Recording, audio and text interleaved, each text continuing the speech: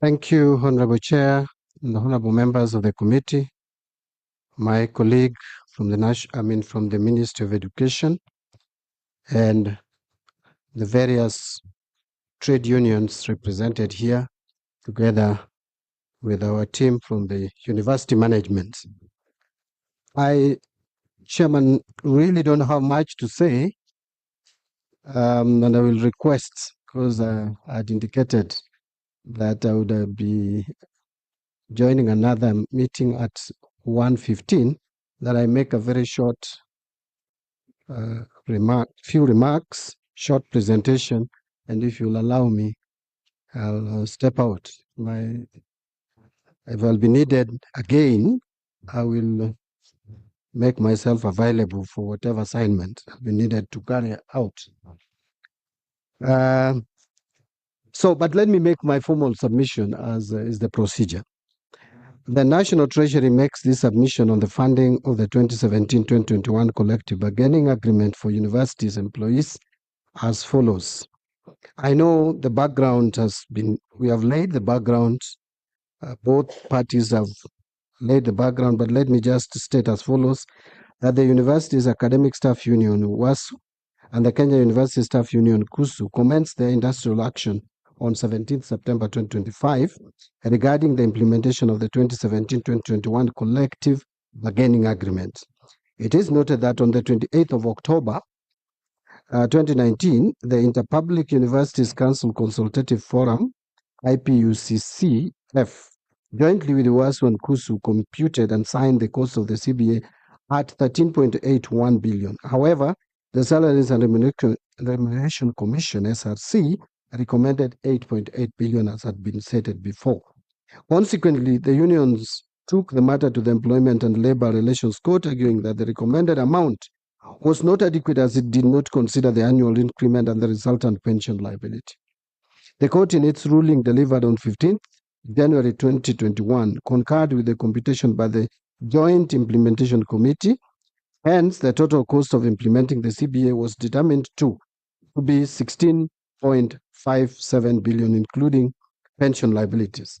The government later lodged an appeal on the matter at the Court of Appeal regarding the ruling by the Employment and Labor Relations Court.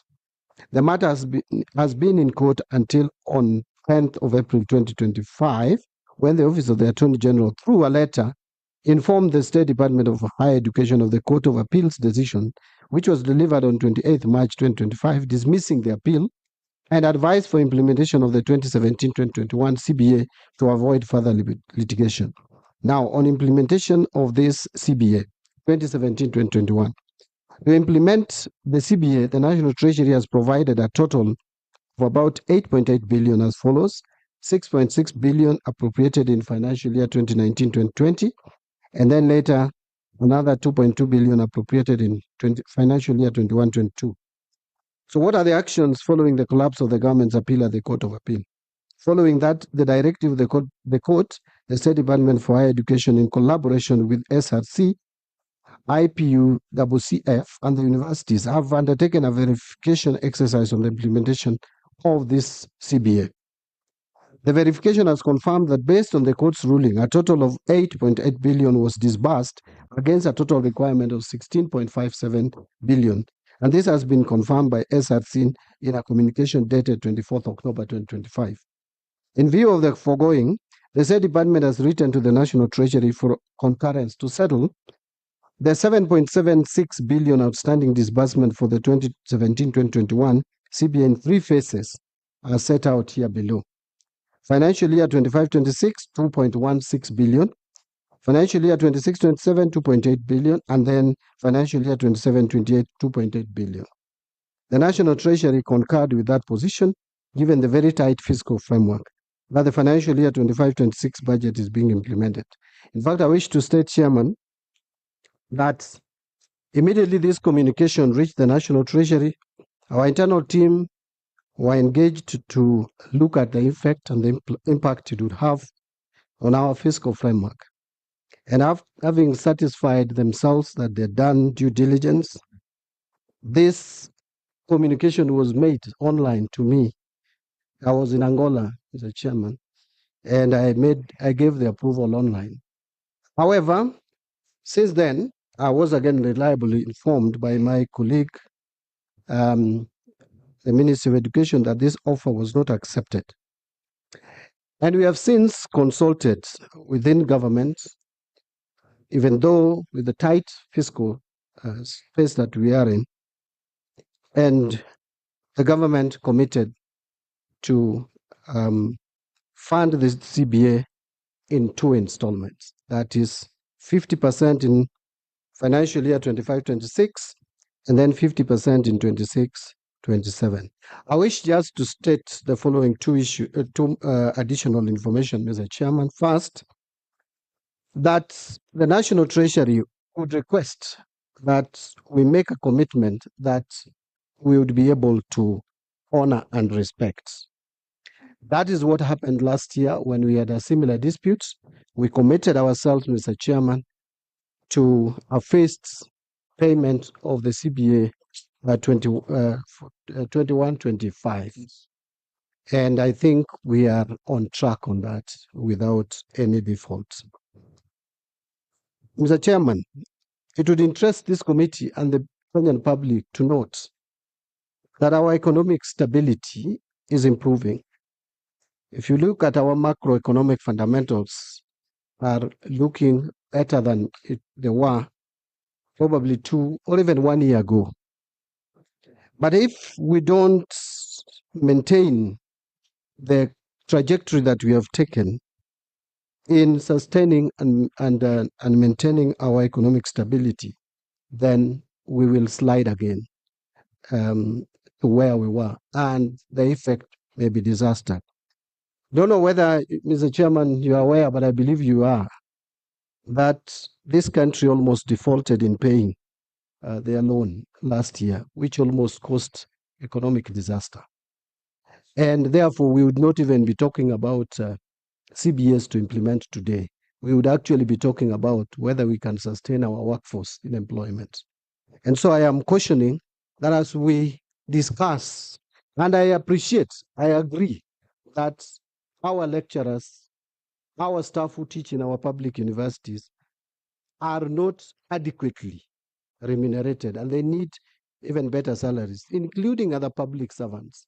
But again, we must also be alive to the challenges that we are facing. And in conclusion, it would also interest you to know, Chairman and the committee, that in 2013, we were only spending about 16% of our ordinary revenue in terms of taxes in paying public wage bill.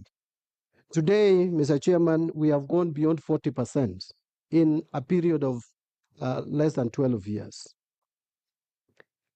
Up to January this year, we were paying, our wage bill per month was 75 billion shillings, translating to 900 billion shillings per year. Today, it has gone up by 5 billion shillings more per month. It is now 80 billion shillings. That is 960 billion shillings per year. And that is not very good position to be in. It is not sustainable. And we'll end up crowding out capital expenditure if we are not careful. And if you crowd out funding of our development budgets, we will not have economy growing at all. And therefore, we may not even in future be able to pay salaries and meet other recurrent costs. I submit, Mr. Chairman, that this matter is looked into. We care about our public university staff, but we also plead that we agree on a formula that would not put excessive strain on our us. I thank you, Mr. Chairman.